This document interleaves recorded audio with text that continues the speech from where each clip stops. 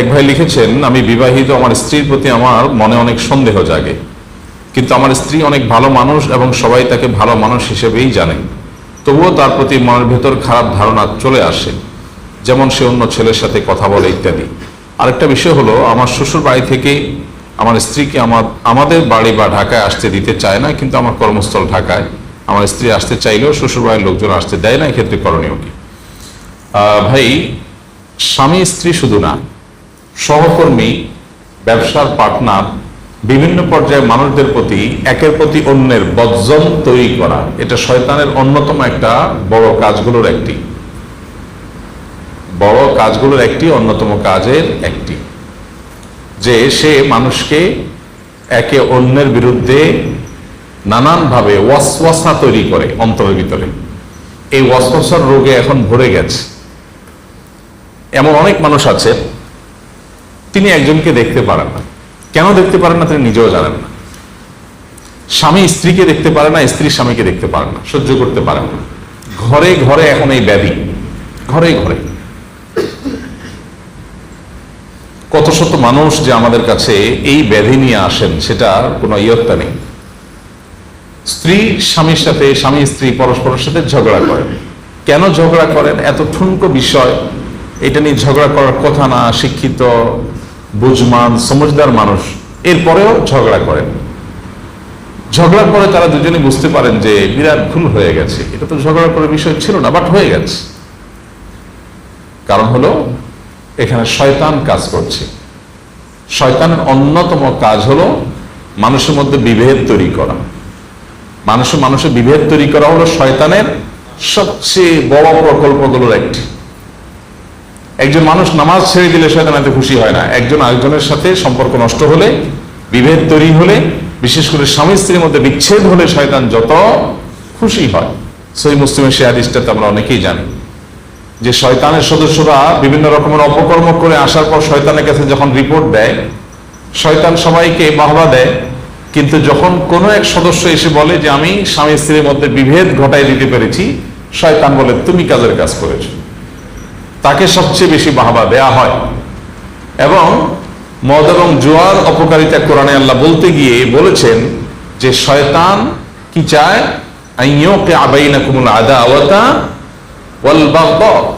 শয়তান তোমাদেরকে এগুলোর মাধ্যমে তোমাদের মধ্যে শত্রুতা আর বিদ্বেষ তৈরি করতে চায়। এটা শয়তানের প্রজেক্ট, এটা শয়তানের প্ল্যান। তাহলে এখন করণীয় কি? বিশেষ করে স্বামী স্ত্রী যিনি প্রশ্ন করেছেন, খুবই কমন একটি প্রশ্ন।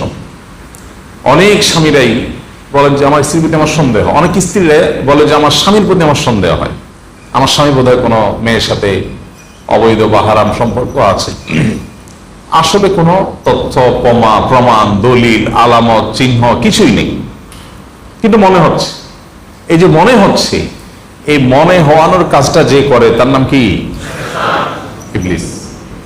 কোরআন এবং হাদিস তাকালে আমরা দেখি শয়তানের মৌলিক সবচেয়ে বড় কাজগুলোর একটা এটা শয়তান করতে চায়। এই জন্য কোরআন খুললে আপনি দেখবেন বারবার মানুষকে আল্লাহ রাব্বুল আলামিন একে অন্যের প্রতি হস্তেজন করার জন্য, পরস্পরের প্রতি আপনার পজিটিভ চিন্তা ধারণা করবার জন্য আমাদেরকে আল্লাহ নির্দেশ দিয়েছেন, নবী সাল্লাল্লাহু আলাইহি ওয়াসাল্লাম সে নির্দেশ দিয়েছেন।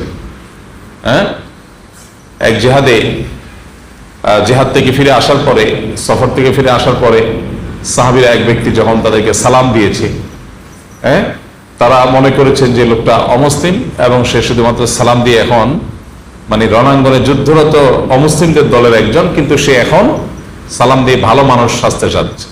কিন্তু শত্রু পক্ষের লোক মনে করে তারা তাকে শেষ করে দিয়েছে। নবী করিম সাল্লাল্লাহু আলাইহি সাল্লামের কাছে আসার পর নবীজি যখন ঘটনা শুনলেন, জানলেন, আল্লাহ ওহী নাজিল করলেন, নবীজি কি বলেছিলেন? হাল্লা শাকাক্তা কালবা। সে মুখ দিয়ে সালাম বলেছে, এটা তার অন্তরের কথা না, এটা কি তার অন্তরটা কেটে তুমি দেখেছো? তার মানে তুমি তার প্রতি সুধারণা রাখা দরকার ছিল। তুমি যেটা দেখবে বাহ্যিকভাবে, ওমর রাদিয়াল্লাহু তাআলা বলেছেন, আমরা যেটা দেখবো সেটা বিশ্বাস করবো।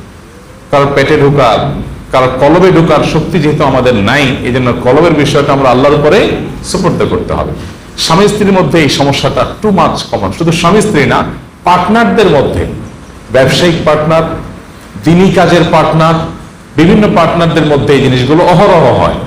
এবং আমার কাছে হাতে নাতে বেশ কিছু কেস ধরা পড়েছে যে দুজন মিলে একটা কাজ করছে, দুজন কাঁধে কাঁধ মিলে কাজ করে, হঠাৎ একজনের কানে কানে কেউ যেন বলে, তার ভেতরে কেউ যেন বলে যে অমুকে আমাকে নিয়ে শয়তানি করার চেষ্টা করতেছে, ষড়যন্ত্র করার চেষ্টা করতেছে। পুরো জিনিসটাই অহেতুক, আসলে বেচারা মনে হয়তো কিছুই নাই। তো এই জন্য আল্লাহ তাআলা বলেছেন ইম্মায়ান জাগান্না, আয়াতটা কি, ইম্মায়ান জাগান্নাকা মিনাশ শাইতানি নাজগুন ফাস্তাইজ বিল্লাহি মিনাশ শাইতানির রাজিম। এই জন্য প্রধান কাজ হলো শয়তান থেকে আল্লাহর কাছে পানা চাইতে হবে। শয়তান থেকে আল্লাহর কাছে কি চাইতে হবে? পানা চাইতে হবে।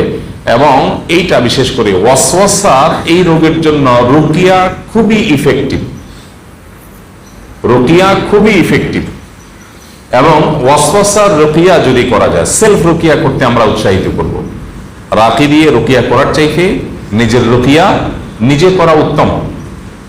বাট আমরা এখন কোনো কাজে নিজে করতে চাই না, আমরা সব কাজ লোক দিয়ে করাইতে চাই।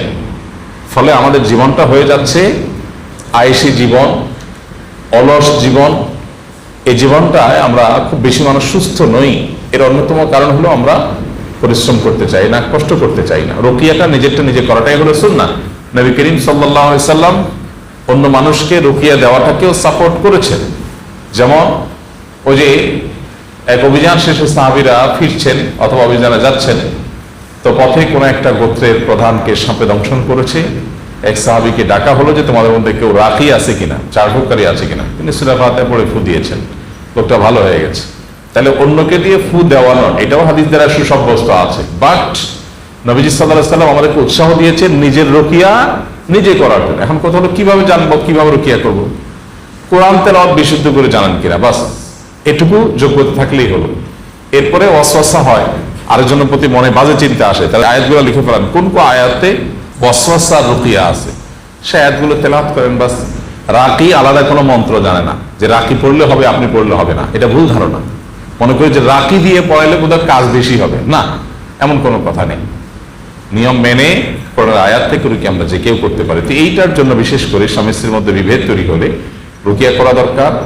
এবং ওয়াসওয়াসা রুকিয়া ক্ষেত্রে খুব বেশি কার্যকর। আর একটা প্রশ্ন করেছেন, স্বামীকে স্ত্রীকে তার বাবার বাড়ির লোকজন স্বামীর বাড়িতে আসতে দেয় না। তো এই বিষয়গুলো আসলে এই ধরনের সংক্ষিপ্ত প্রশ্ন উত্তরে ক্লিয়ার হয় না। আসলে ফ্যাক্টটা কি, কেন আসতে দেয় না, আপনার এখানে আসার পরিবেশ নাই, কোনো অসুবিধা আছে কিনা। কোনো যৌক্তিক কারণ ছাড়া যদি মা বাবা তার সন্তানকে, মেয়েকে বাধা দেয় স্বামীর বাড়িতে যেতে, সে মা বাবা আল্লাহর কাছে অবশ্যই দায়ী থাকবে। কিন্তু রিয়েল ফ্যাক্ট কি, কেন বাধা দেয়, কোনো যৌক্তিক কারণ আছে কিনা, সেটা তো আমরা জানি না। যদি অযৌক্তিক কোনো কারণে বা কোনো গ্রহণযোগ্য কোনো ওজর ছাড়া বাধা দেয়, অবশ্যই তারা